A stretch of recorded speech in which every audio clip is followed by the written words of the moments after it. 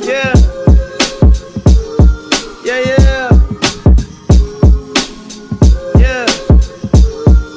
Take around, need my sponsorship. Yeah. Oh, what's good? It's your boy Sheed with y'all with another reaction video. Yo, before we get into this video, let me just give a quick shout out to my boy Bobby, because he about to hit 4,000 subscribers. That's a big deal. He getting like, I think like 200 subscribers a day, some crazy shit. So, you know, shout out to Bobby for that. With that being said, also, if you haven't already, I have a friend. Her channel is called MC TV. You can follow her on MC_team. So MC Team, and then on YouTube, MC TV. Link will be in the description. But we about to get into the video. With that being said, this is by Corpse husband. It's 3 true real life horror stories that are disturbing. I haven't seen this one because I watch a lot of his videos in it, but I haven't seen this one in particular. I think he came out with this not too long ago. But we about to dive into it. Like one of my favorite YouTubers says, Blasphemous HD. Twisms. When I was 21, I transferred to a college in San Francisco. I checked out a room for rent on Craigslist. It was in a really nice 2-bedroom apartment. It was cheap rent and close to campus, so it was the ideal spot. The girl who lived there was 29 and her name was Beth. She was tall and wide, and she had jet black hair and wore pale makeup. She seemed nice, although a little quiet, but she seemed to like me and agreed to let me move in. So far, so good. My first night there, we went out for pizza, and that's when I could tell that something was a little bit off with her. Throughout dinner, she kept telling me how much I looked like Shia LaBeouf. I didn't know what to say, so I just shrugged it off with a thanks. I mean, I looked nothing like Shia LaBeouf, so it just didn't make any sense to me. When we got back home, she asked if I had seen her room yet. I said no, and she took me to see it. Her walls were covered in posters of Shia LaBeouf. She had even printed out photos of him all over her mirror. She owned all of his movies. I mean, I didn't know what to make of it. It was creepy. The whole night she had been saying I look like him, and now it's obvious to me that she's obsessed with the guy. A few weeks passed, and I never really saw her that much. We didn't spend any time together, really. She would come home from work and practically run to her room. She would spend the whole night in there. She had this really creepy high-pitched giggle, and I would hear her giggling through the walls at night. I wondered what the hell she could possibly be doing. Occasionally, she would come out and talk for like 2 minutes, and then she would always be slurring her words, so I suspected she was drinking a lot. Okay. This girl is obsessed with Shia LaBeouf.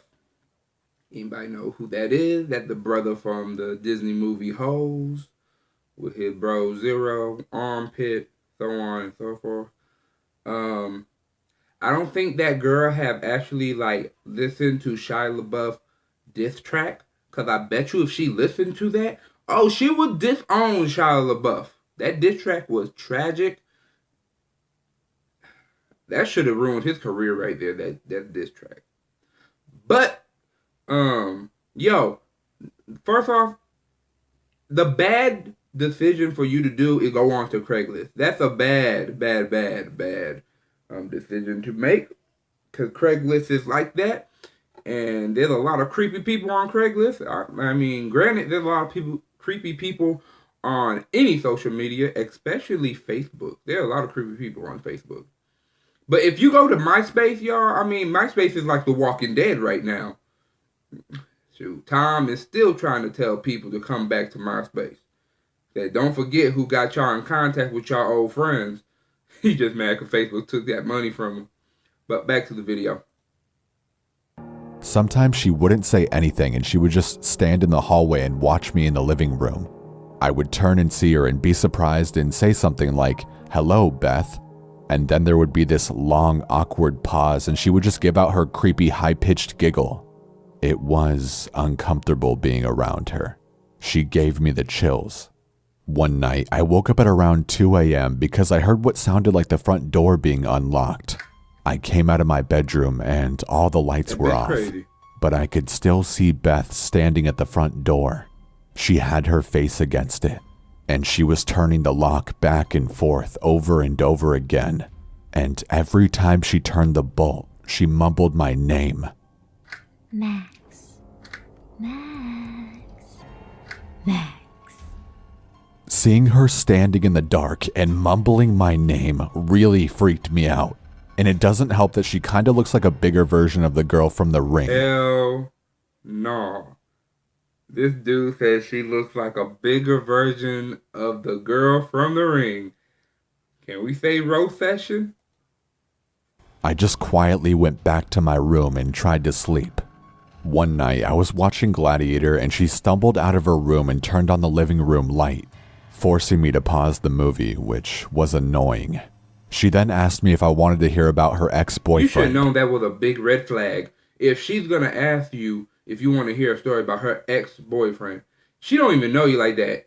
And she's going to try to tell you a story about her ex-boyfriend. Red flag. Technical difficulty on this crazy bitch. So what we're going to do is give the boy a free meal ticket to get out of the house.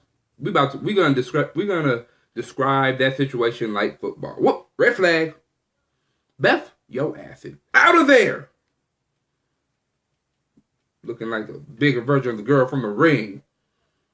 Yo, that girl was that girl from The Ring. Matter of fact, with that being said, if go to the theaters and go see Rings.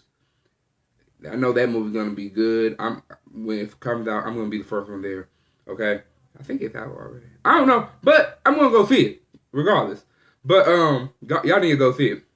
But like I'm saying, if that girl a bigger version of the girl that from The Ring, she gonna need like a 75-inch TV to climb out of. Just saying.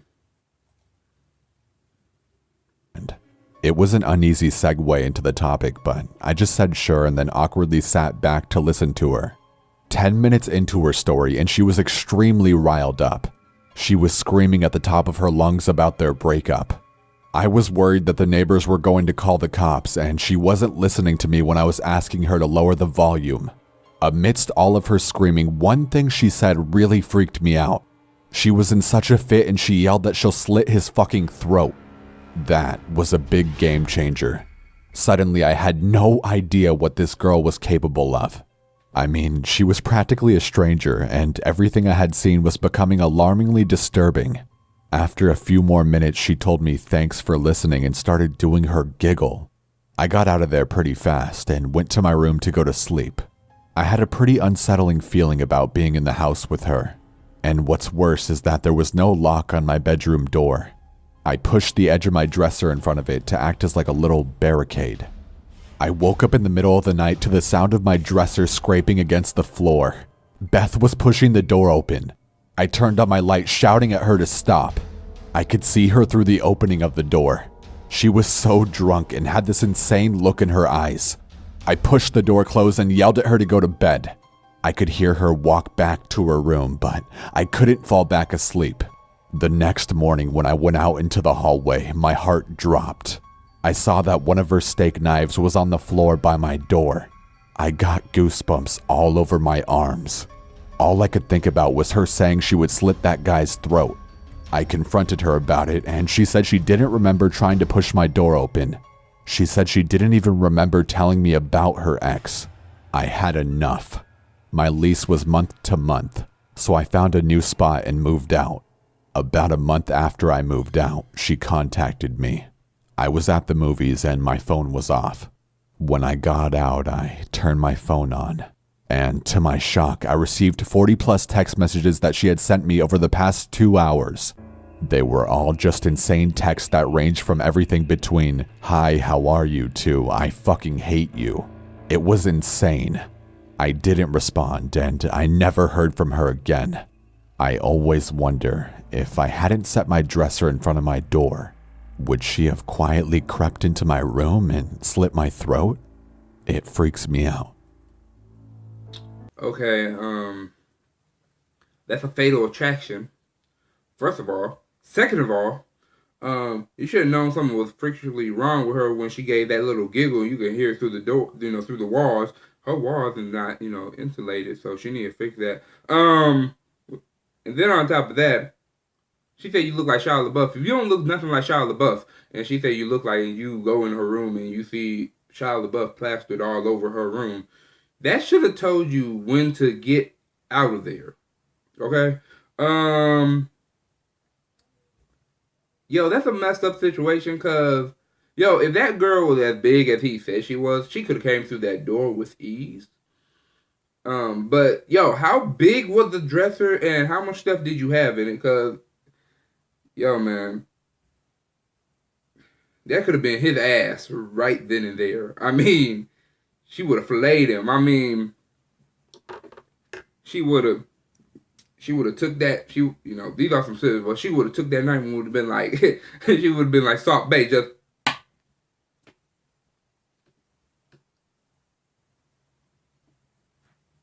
I mean, she would have filleted his ass. But, actually, it freaked me out a little bit.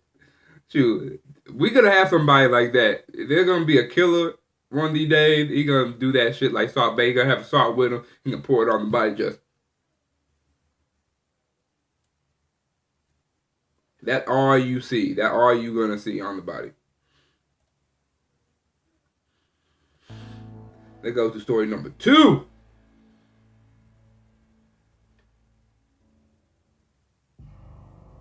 When I was 22, I moved 1,000 miles away from my Midwest home to the beautiful foothills of Tennessee.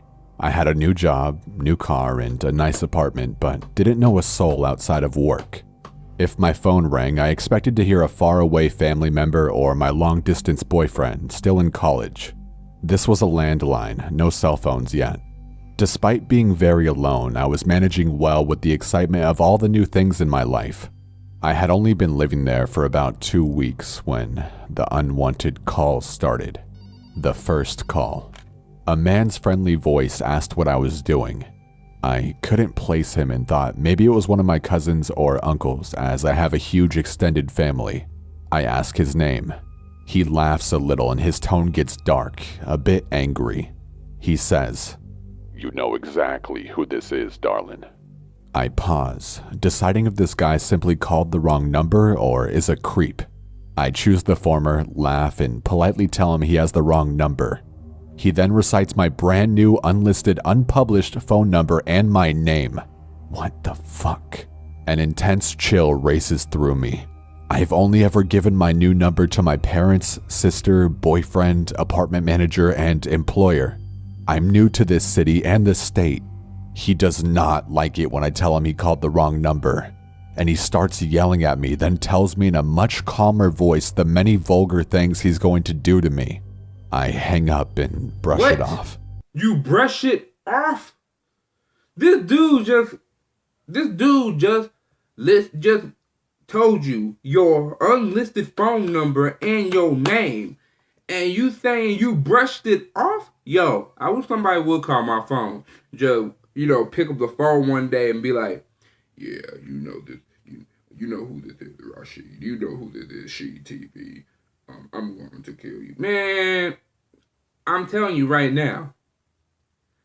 I'm going to tell him to bring it, and I'm going to be downstairs with a 45 in my hand. A 9mm in my hand, playing Bad and Bougie, waiting for him to come through the window, door, or what, because I'm about to lit that downstairs like the 4th of July. Yo, this is not when a stranger calls, homie. Like, you brush it off? See, that would get people killed nowadays. Brushing stuff off. Shoot, you can't be like Snoop Dogg and just brush it off, You can't, no, we can't do that nowadays, man. He calls again around 1 a.m. I tell him to fuck himself and hang up. He keeps calling, so I unplug the phone and return to sleep. However, as days go by, the calls continue and escalate. He starts mentioning personal things about me. Said he liked the white quilt on my bed. He knew what was in my fridge, said that he was allergic to cats, and I had one, and then he asked me if I was in love with Mary. As I listened to his words, I was standing in my kitchen looking at the calendar taped to the fridge. It had Mary written in pink on the 17th with a heart around it, because Mary is my sister and the 17th is her birthday. I started shaking and crying because suddenly I realized this creep had been in my apartment. I was alone with no friends or family to run to for the night. It was just me versus a creepy mystery man. I didn't sleep much that night. Early the next morning, I talked to the apartment complex manager before heading to work, telling her what happened and that I want the locks changed that day. She gets a weird look on her face, and after a long pause, she says that she knows who's been in my apartment and that it, quote, won't happen again. What? Turns out, she had a creepy, rapey maintenance guy who noticed a young woman moving into an apartment alone and thought I was his new pet. Okay, first of all, you need, like, in that situation, you tell your apartment manager what's going on, and your apartment manager know who it is, and she can say, "Oh, it's not gonna happen again." Yo, man, that maintenance dude would get his ass whooped, and that apartment manager would get her ass whooped as also, because first of all, if you know he's a rapist and you got him working around people, especially females, because best believe if a guy was in that house, man, he would not, and I repeat, he would not mess with a female. First of all, guys like me, we'll put our foot in a dude's ass. I mean, do I have a shoe around here? Yeah, I got a shoe. Okay. Look at this. I wear size 17, people. Size 17, okay? You see this shoe? Imagine this shoe going up your ass. It's painful. You're going to have surgical. You need surgical procedures to get my foot out your ass. Because we're going to be walking home together. Okay? Oh, man. And you don't need to be moving that far away from family or friends. Like, that's a long way. You need to be in driving distance of people. Or I'm just saying, if your job tells you, you got better opportunities somewhere else, go like that. But always keep a 9 on you or a knife. Because, shoot, people nowadays are crazy. We ain't trying to have to purge out this bitch. She had the locks changed immediately and promised that she would personally keep the other key. Although the calls stopped, I was paranoid for a year as I came and went from my apartment because I never even knew what this guy looked like. I moved out the moment my lease was up. Only after thinking about it years later did I realize that her weird expression likely meant that it had happened before. Plus, I don't even think she fired him. I regret not calling the cops. I was young and naive. I hope you can learn from this story.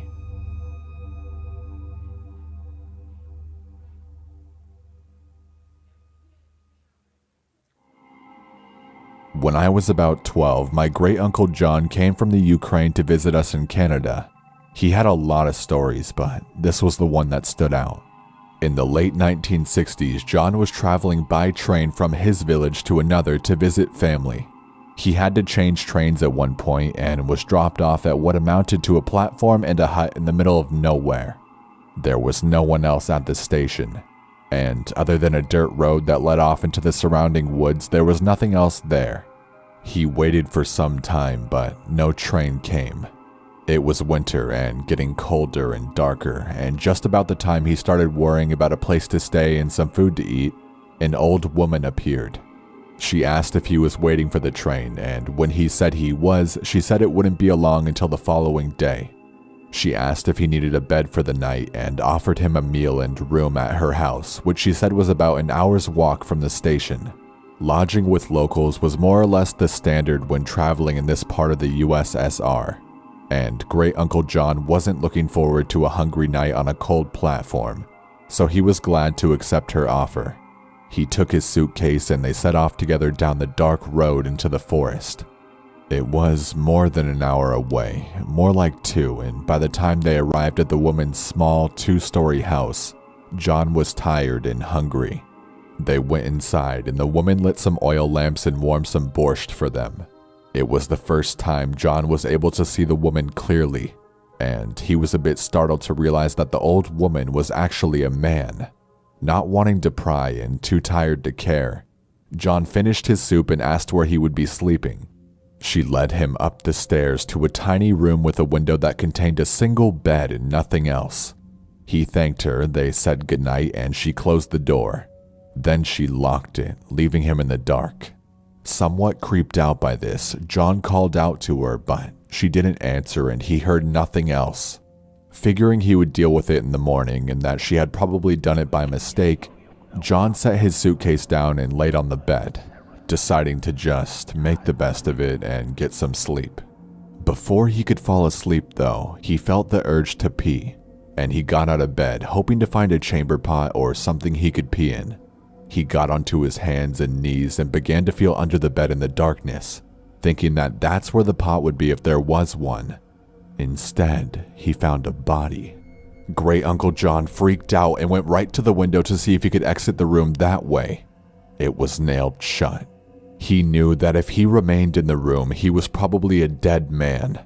But if he broke the window and tried to get out that way, there was a good chance that the old woman, and who knows who else was there, would hear him and come into the room before he would get away.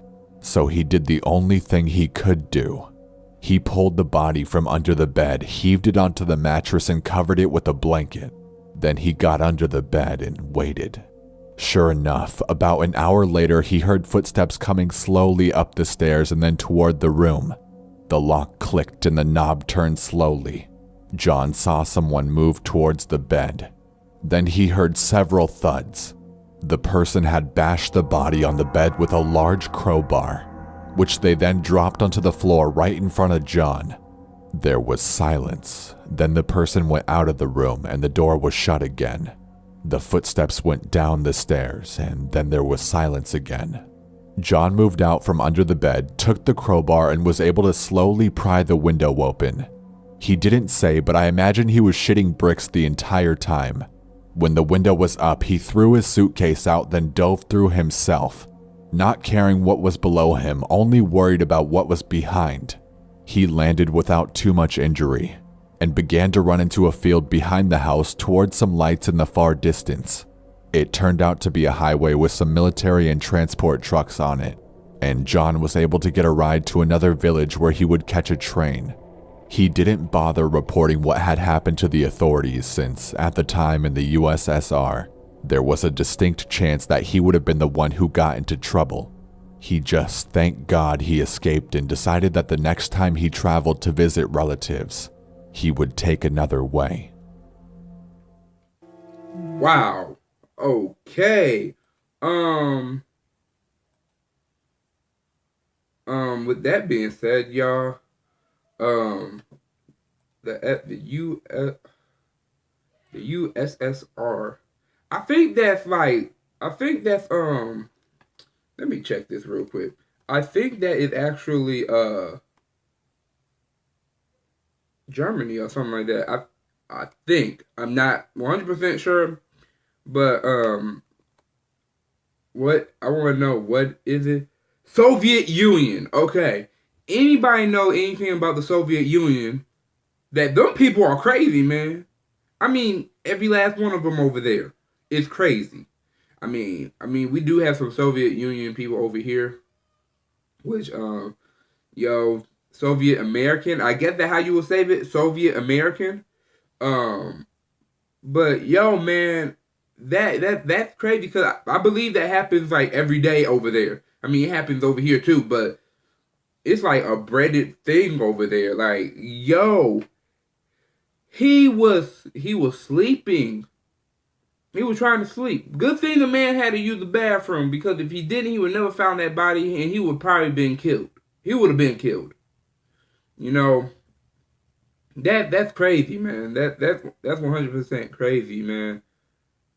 Like, that right there was really disturbing. That makes me like have a hard time sleeping at night because I'm gonna think about that crap.